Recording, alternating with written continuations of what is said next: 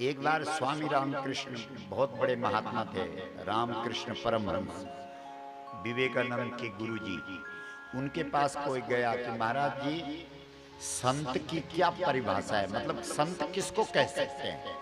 तो रामकृष्ण परमहंस ने कहा कि तू क्या मानता है, पहले तू बता फिर मैं बताऊं। उसने कहा कि मिले तो खाए और न मिले तो चुप रह जाए, उसको कहते हैं संत। रामकृष्ण परमहंस ने कहा बिल्कुल गलत। अरे ऐसा तो कुत्ता करता है, मिले तो खाए न मिले तो चुप रह जाए, फिर क्या करे। तो बोला फिर संत की परिभाषा क्या हो सकती है। रामकृष्ण परमहंस ने कहा मिले, बोलो, तो बांट के खाए, न मिले चुप रह जाए। वो ऐसा जिसको बांटना नहीं आता है, और 84 लाख योनियों में मुझे लगता है जो देव योनियां हैं उनको छोड़ दो तो बाकी अन्य योनियों में किसी को बांटना नहीं आता। केवल मनुष्य जन्म ऐसा है जिसमें आपको क्या आता है, बांटना। बांटिए।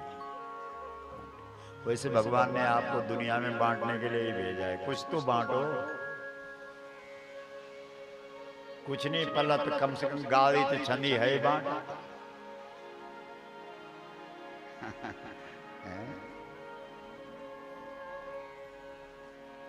कुछ तो बांटो, पर बांटना क्या है वो थोड़ा विवेक होना चाहिए। बांटने के लिए जीवन में बांटना। सुदामा जी अकेले खा गए इसलिए बेचारे जिंदगी भर तरसते रहे भोजन के लिए, कभी छक्की नहीं मिली खाना। वो बाद में जब कृष्ण के पास गए, वो भी उनकी पत्नी ने कहा कि तुम्हारे मित्र तो भगवान हैं। फिर वो उधार करके लाई, देने में अगर उधार करके भी दो तब भी चलेगा।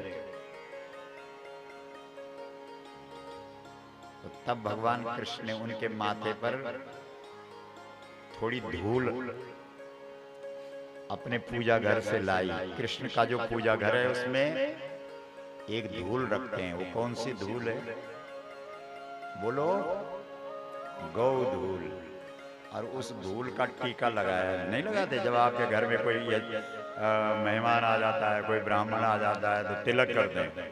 तो कृष्ण ने तिलक किया किसके माथे पे, सुदामा। किस चीज से, गोधूली से। और अगले की किस्मत ही बदल गई। बोलो श्याम सुंदर भगवान की जय। हर हर महादेव।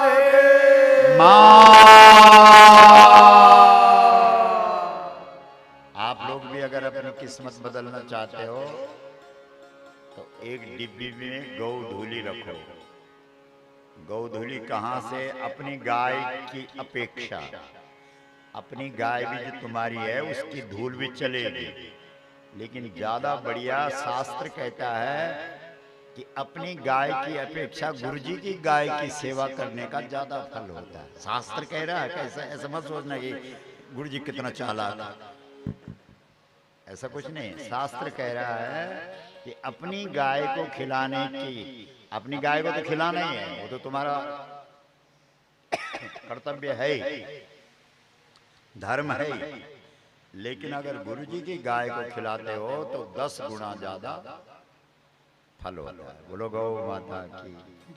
तो इसी प्रकार से अपने गाय के चरण की रज का तिलक करते हो तो ठीक है, सामान्य है। लेकिन अगर गुरुजी की गौशाला चोपड़धार में जाकर के वहां से थोड़ी धूल ले आओ और उसको डिब्बी पर रखो और रोज नहा धो करके उसको माथे पर लगाओ, जो चाहोगे मिलेगा। जाओ, बोलो गौ माता की जय। हार हार मां।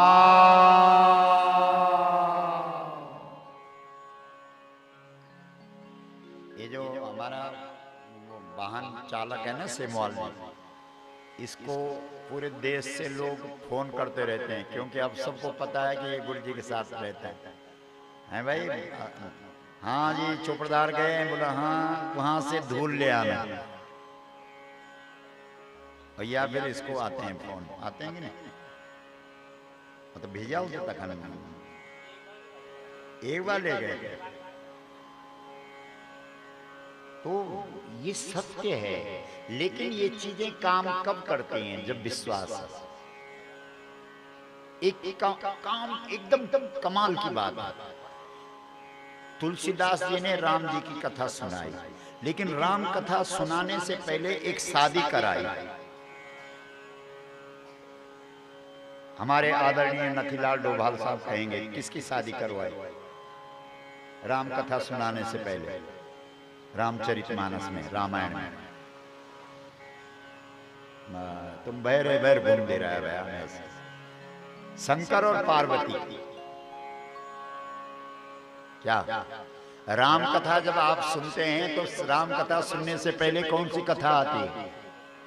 शिव, शंकर पार्वती। शिव ही शंभु गण करही श्रृंगारा। शिव जी का श्रृंगार कर रहे हैं कौन?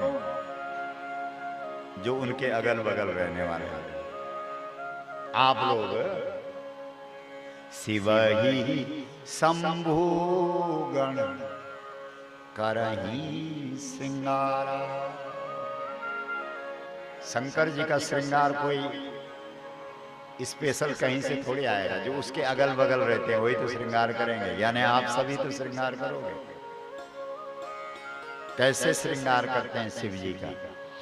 जटा मुकुट अहि मोरु संवारा।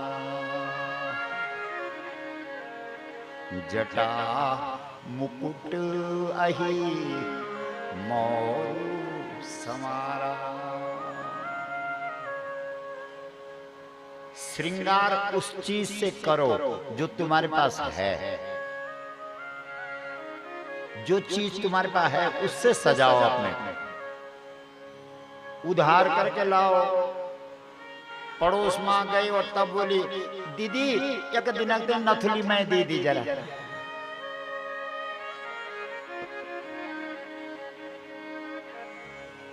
पराये सोने से सजा रहे हो अपने। जो तुम्हारे पास है उससे सजा। जो चीज है वो एक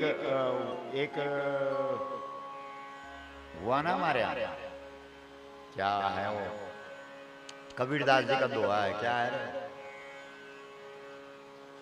रूखा सूखा खाई के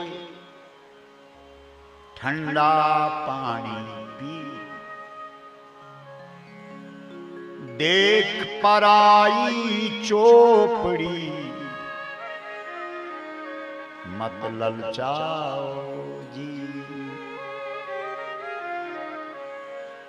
जो तुम्हारे पास है उसी से सजो बस।